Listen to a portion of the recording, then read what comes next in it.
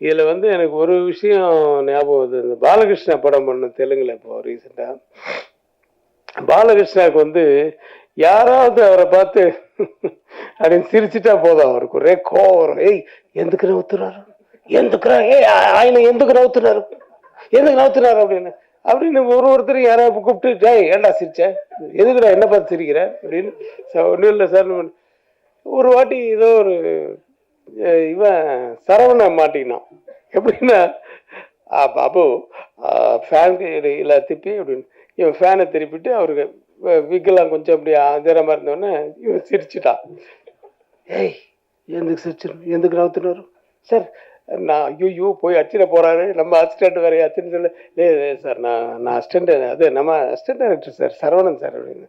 எதுல ஏதோ opposite gang அப்படின்னு அவர் ஆப்போசிட் கேங்க இப்படி கூட அவுத்துற அடிச்சு கூடாது ஏய் அப்படின்னு அடிக்க எழுந்துட்டாரு. நான் வந்து போடா டேய் நீ ஏன்டா நிக்கிறேன்னா அப்பவும் திட்டிட்டு போ அந்த பக்கம் அந்த அப்படின்னு சொல்லிட்டு அவனை திருப்பி விட்டேன்.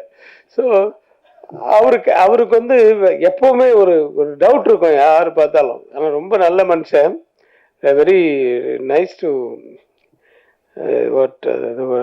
இதுலையுமே வந்து பழக்கத்து இதுலெல்லாம் வந்து ரொம்ப நல்லவர். ஆனால் அவர் எதில் ஒரு சின்ன டவுட் இருக்கும். ஒரு வித்தியாசமான கேரக்டர். அவர்கிட்ட மாட்டி அடி வாங்கியிருப்பான், அன்னைக்கு தப்பிச்சான். ஸோ அந்த மாதிரி இவன் என்னன்னா எதுக்கு எடுத்தாலும் என்ன இது. இப்போ ஒரு சாம்சிஎஸ் சொன்ன மாதிரி தான் எல்லாம் போட்டுட்டு அப்படி திரும்பி பார்த்தோம், ரெண்டு பேரும் ஒருத்தன் அவன் சிரிச்சுட்டே இருந்துருவான், இவன் வந்து சைலண்டா இருந்துருவான். முடிவே எடுக்க முடியல, இது என்ன இது நல்லா இருக்கா நல்லா இல்லையா இது சொல்ல மாட்டானுங்கன்ட்டு. நான் கூட எனக்கு கூட அந்த மாதிரி அனுபவம்லாம் இருக்கு. நான் உங்களை சொல்ல, தேவா அப்படிதான், தேவா சைலண்டா தான் போடுவாரு. சீப்பு கண்ணாடி அப்படின்னு இந்த கிட்டாரை வாசிக்கிறவன அப்படி ஓ சும்மா இப்பதான் கையே வைக்கிறாரு, அதுக்குள்ளே தலையாட்டுறாரு. அப்புறம் அவங்கள பார்க்கவே மாட்டேன், நான் பார்க்காம அப்படி கண்ணை முடிப்பேன். சார் என்ன சார் தூங்கிட்டீங்களா அப்படின்னு. இல்லை அவனுங்களை பார்த்தா பாட்டு நல்லா இருக்க மாதிரியே தோணும், அதனால பார்க்க மாட்டாரு. அது மாதிரி அனுபவம்லாம் இருக்கு நிறைய. ஏன்னா அது நல்லா ஜாலியா இது பண்ணிட்டு நம்மளை உசுப்பேத்தி விட்டுருவாங்க. அவங்களுக்கு என்ன பாட்டு ரெண்டு ஓகே ஆகணும் போக முடிஞ்சிச்சு, அடுத்த மீட்டருக்கு கீழே ரெடியா இருப்பாங்க ஆளுங்க, அது மாதிரி டைப்பு. ஸோ அதுதான் இவங்க கிட்ட அந்த மாதிரி தான். சபரி வந்து ரொம்ப லாஃப்டராக நான் அவனை பார்த்ததில்ல. ஒரு ரொம்ப சத்தம் போட்டு சிரிச்சு நான் பார்த்ததே கிடையாது. இத்தனைக்கு அண்ணன் பையன் அவர் வந்து என்கிட்ட 10 வருஷமா அசிஸ்டன்ட் டைரக்டராக இருக்காரு, இருந்து இப்போதான் டைரக்டராக இருக்காரு. ஸோ இருந்தாலும் வந்து அவன் ஒருத்தர் ஒரு கேரக்டர் சொல்கிறேன். ஹன்சிகாவுக்கு எந்த மாதிரி பெர்ஃபார்மன்ஸு வரும் அப்படின்ட்டுலாம் தெரியும் இருக்கு. ஆனால் இதில் வந்து டக்குன்னு சேஞ்ச் பண்ணுறதெல்லாம் வந்து ரொம்ப பிரமாதமாக பண்ணியிருந்தாங்க.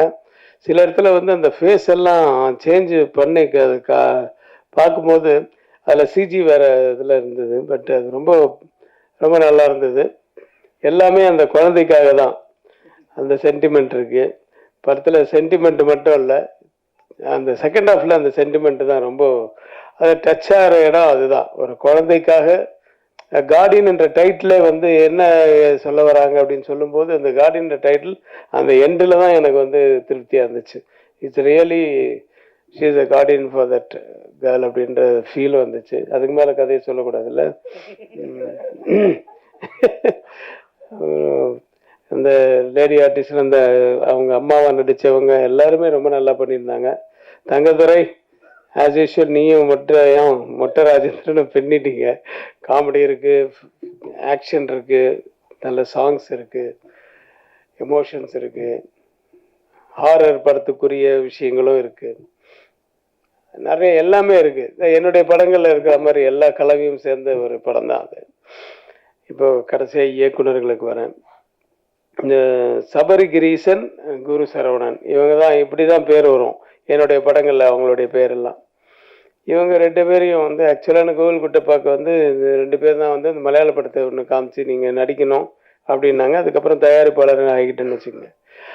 அதில் வந்து நீங்கள் அவங்க அந்த படத்தை இயக்குனராக முதல்ல இருக்க வேண்டியது, அது அந்த படம் எடுக்கலன்னும் போது நாளே எடுக்கும்போது நீங்களே பண்ணுங்க அப்படின்னு சொன்னதுன்னா அவங்களுக்கு ரொம்ப சந்தோஷம். ஆனால் பேர் எப்படி சபரிகிரீஷன், குரு சரவணன் அப்படின்னு ரொம்ப இருக்கக்கூடாது, ஷார்ட்டாக கூப்பிட்ற மாதிரி இருக்கணும்னு சொல்லிட்டு ஒரு 10 பேர் எழுதி பார்த்ததுக்கு அப்புறம் வந்து சபரி சரவணன், இப்போ குரு சரவணன்ற பதில் சபரி சரவணன் சொல்லி இது பண்ணேன். நீங்கள் என்றைக்குமே ஆனால் நண்பர்களாக இருக்கணும்.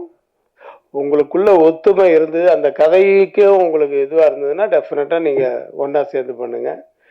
அப்படி இல்லையா இப்போ தனித்தனியாக பண்ணால் கூட உங்களுக்குள்ளே இருக்கிற அந்த ஃப்ரெண்ட்ஷிப் மட்டும் போகக்கூடாது அப்படிங்கிறத நான் சொல்லியிருக்கேன் அவங்கக்கிட்ட. ஏன்னா எல்லா விஷயத்துலையுமே ஒத்து வரணும் இல்லையா? அதனால் வந்து அந்த இது இந்த மாதிரி நம்ம அந்த படத்து ரிலீஸுக்கு முன்னாடி அவங்க 2 பேரும் ஒன்றா சேர்ந்து பண்ணுற அளவுக்கு ஒரு படம் அமைஞ்சுது அவங்களுக்கு. 2 பேர் 2 எக்ஸ்ட்ரீம்னு எதுக்கு சொன்னேன்னா, ஒருத்தன் அந்த சரவணன் வந்து எப்போ பார்த்தாலும் சிரிச்சுக்கிட்டே இருப்பான். இது பாருங்க, இப்படியே எப்போ சிரிச்சுட்டு இருப்பான், இவன் எப்போவும் சிரிக்கவே மாட்டான். அந்த மாதிரி 2 பேரும் 2 டிஃப்ரெண்ட் கேரக்டர்ஸு. பட் எனிவே, எங்கிருந்தாலும் வாழ்க, நல்லபடி இன்னும் நிறைய படங்கள் எடுக்கணும். இந்த படமும் வந்து நிஜமாவே வந்து நான் பார்த்ததுனால சொல்கிறேன், எல்லா கலவைகளும் இருக்குது, ஒரு சென்டிமெண்ட்லேருந்து எல்லாமே இருக்குது. ஸோ இது தேட்டரில் மிகப்பெரிய வெற்றி அடையணும்ன்ட்டு எல்லாம் வல்ல இறைவனை வேண்டி வாழ்த்துக்கிறேன். நன்றி, வணக்கம்.